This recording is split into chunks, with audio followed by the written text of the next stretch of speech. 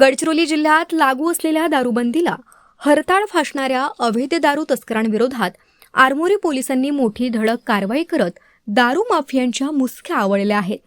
गुप्त माहितीच्या आधारे आझाद चौक परिसरातील जिओ टावरजवळ टाकलेल्या छाप्यात देशी, विदेशी तसंच हातभट्टी मोहाची दारू असा तब्बल 26,25,900 रुपयांचा मुद्देमाल जप्त करण्यात आला.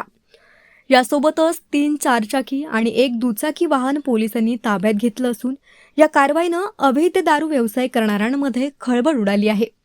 या प्रकरणात प्रवीण खोब्रागडे आणि रुपेश ठवरे या दोघांना अटक करण्यात आली असून या रॉकेटचा प्रमुख संशयित राहुल टेंभुर्णे अद्याप फरार आहे. अटक करण्यात आलेल्या आरोपींना न्यायालयात हजर केलं असता न्यायालयानं त्यांना 1 दिवसांची पोलीस कोठडी सुनावली आहे. या संपूर्ण कारवाईचा पुढील तपास पोलीस उपनिरीक्षक नरेश सहारे करीत असून या अवैध जाळ्यामागील इतर संबंधितांचाही शोध सुरू आहे. पोलीस अधीक्षक एम रमेश यांच्या मार्गदर्शनाखाली सुरू असलेल्या या मोहिमेचा हा मोठा यशस्वी टप्पा मानला जात आहे.